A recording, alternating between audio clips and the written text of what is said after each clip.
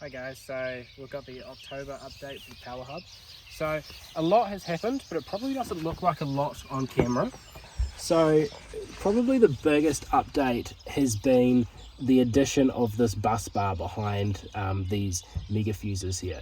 So beforehand, these were kind of doing around 250 amps max before they started to get, they weren't getting super hot and they were definitely within the rating, but I quite like to keep everything in this very cold or cool.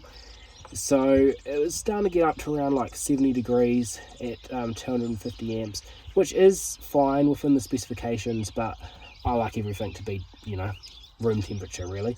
So the addition of this bus bar has allowed it to do that, and I've tested this with 300 amps through here consistently, and yeah, very little heat build-up.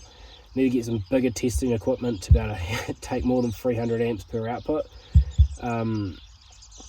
but yeah, it's pretty good. So I'll do a bit more testing on that one, but I'm happy to rate it for 300 amps continuous per output here.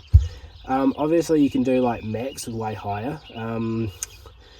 So like for example, this input here I'm saying is 300 amps too, because it's basically the same. So the 300 amps in here, and then you can link them, and then I'm saying 400 amps total. But I mean, in reality I've put about like 800 amps through this, and you know, in bursts, and it has been fine. So you just I'll probably rate it to only 300 amps, but we'll see. So in the previous update we were talking about this section here, these not quite meeting its current expectations. I figured it was because the PCB was undersized. Like it would do, like these 30 amps each, it would do 30 amps, but it was getting a bit hot. It was kind of getting up around like that 90 degree kind of mark. So I've gone with this bigger bus bar, and it's way oversized. Like we've got, it's like it's 3 times or 4 times bigger than it was before. So it should, in theory, you know, have it like way cool. But after doing the testing, it's actually just these mini fuses here that aren't good. The connection, yeah, with these mini fuses just isn't the best, and just can't quite sustain that 30 amps that they're supposed to be rated for. Now, given I am using cheap fuses, and I'm using that on purpose for testing, because although I'm only going to recommend using good quality fuses, and I do only recommend using good quality fuses, there will be people out there that go and put poor quality fuses in the Power Hub, and I want to make sure that the Power Hub can handle poor quality fuses, and won't, you know, cause a failure of the product itself. So I'm going to be rating these to 20 amps. I also haven't been a big fan of these connectors here. They're not bad, but I'm just not a big fan of them. So I've gone out and I've found some really cool connectors where you can literally just push it in and it clicks into place. So there's no need to screw the terminal down. So it's going to save a lot of time on installs. Eventually these will be swapped to them as well. They just look quite a bit bigger, and they won't kind of fit in that space for now. To make the spacing between this bigger, I actually have to redesign this whole Power Hub. So it's something that is in the workings, but it's not going to be released for a while yet. As well as I'm going to be replacing these mega fuses with, I'm going to be replacing these Maxi fuses with MIDI fuses. So we're going to have basically what we see here and there. Again, I need to space them apart, so that's going to be a wee way down the track. Again, I'm not a big fan of these mega fuses. They create a bit of heat. Maxi fuses. They create a bit of heat, so that's why we're going to be swapping to these mini fuses in the future. In saying that, for the time being, we're just going to be rating these to 40 amps. So each of these outputs here can do 40 amps. Even though they are supposed to be rated at 60 amps each, and these connectors here are rated at 72 amps each, in the real world, they just don't quite stack up. And it's not the connectors itself, it's the fuses that are creating all of the heat. So I'm going to swap them out for MIDI fuses in the future, but for now, 40 amps per output. Per input. These are your charging inputs. You can have 5 chargers. It can be a combination of like a DCDC charger, a solar controller, or an AC charger like this. So I've got 3 chargers of my 5 available. What are some more updates? We're going to have in the bottom there, that is your your vehicle on input from your car. It is, if you want, it is a link so you can link the 2 batteries together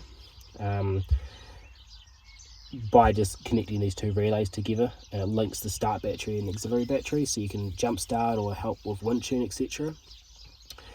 That is, and we've also got a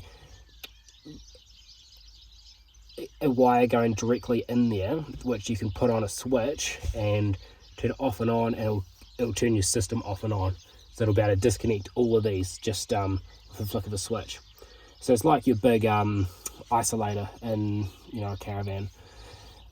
So I've made an output for these as well. So if, for example, the vehicle on, a lot of people, a big problem is with your amplifiers.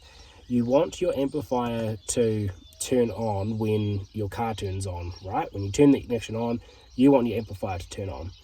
And you also want your amplifier to run off your start battery while you're driving, so you can listen to music while you're driving. But it's also nice to listen to it when you get to camp, isn't it? So one of the solutions the Power Hub solves for that is when it's running, the vehicle on sensor turns on, and everything is running off the start battery up here, and all of the outputs are run off the start battery. When we get to camp, turn the car off, everything's run off the auxiliary battery. However, one of the issues with that stereo is if you hook your vehicle on straight up to the ignition, and then I've got a switch to turn that stereo on. Do you want to come and have a look at it over here? This is my switch to turn on the stereo here, just a touch panel there. By turning it on there, we've now, if we haven't used the Power Hub, we've now connected that switch, which comes from up here, straight to our vehicle ignition, and we start powering things inside the cab. So we've solved that by just putting a diode in and having a output here for vehicle on output in there, and that's just a quick way of solving something that we've done in the last update. So addressing the what is it called, addressing the clown in the room, what's that called, Brie? Elephant in the room. Elephant in the room, that's the one. So addressing the elephant in the room, why has it been 4 months since our last video? Well, it hasn't taken me 4 months to produce this. It probably took me a month or 2 months. We've got some big upgrades coming to the Power Hub. So I've redesigned this section here to change this connector here, and we've got Bluetooth switching coming, which is really exciting. So this switch panel up in here is going to be replaced with a Bluetooth version of it. Haven't done any testing on it yet, so I don't know how well it's going to go, but this is the best switch panel I've been able to find. I've tested heaps of them, 10, 20, maybe, probably more like 20 of these switch panels. So I really like this manufacturer of switch panels, and they've just come out with a Bluetooth version, so I'm trying that out. the parcel is arriving tomorrow, so that's going to be exciting to test that out. What else? I've made all of the I bet a lot of people have been talking to me about, you know, why I've got such a long warranty for this. Lifetime warranty if it's a beta product, and 10-year warranty if you're not on a beta program. And they were like, well, what if something breaks? You have to keep replacing them. And I'm like, well, you know, nothing really can break in this. You know, I trust the product. And they're like, well, electronics break all the time. I'm like, I suppose that is true that you know, some electronics do fail, but usually it's like a little MOSFET or something inside, and anything that's kind of got a logic circuit to it is a separate module. So up here, this is a separate module, and all you need to do is unbolt that bolt and unbolt that, slide this out, and then slide a new one in, and it's done. You can change it out in an hour on your own, or you could send it back to the factory and I'll change it for you, obviously free of charge. So it's, and that's not the expensive stuff. The expensive stuff is the copper and the connectors, and they don't fail. They are designed, like they're well over engineered, like 72 amps for these outputs, and we're only rating them to 40. It's not going to fail, which is really nice. So a bit of a teaser for the coming power hub. I've also designed a lid for it. I've had a few people say to me, I can't believe you've got exposed terminals like that, that's so dangerous. Well, if you move back a bit with the camera, you can see this whole back of here.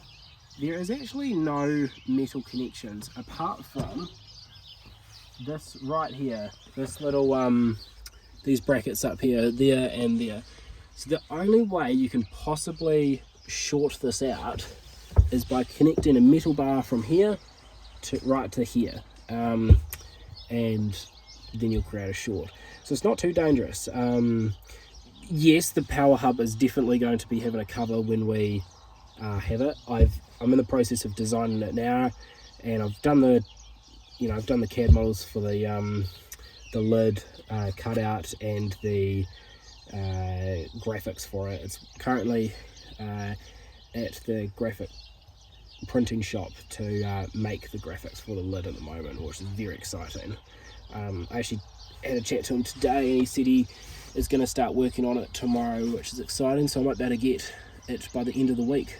So by the end of the week I might have the lid done and my new Bluetooth panels in for my Operation Overland trip next week, which will be super exciting if I can get that done. Probably a 50-50 if it'll happen or not, but we'll see. That's probably everything you need to know about an October update. I'll give you guys an update in November, but for launching of the beta products, I'm really hoping that it's going to be this side of Christmas. Early December is probably going to be where it's going to happen. Our dogs are having a wee bit of a fight, but good fun. Yeah, so very, very exciting, but that's it.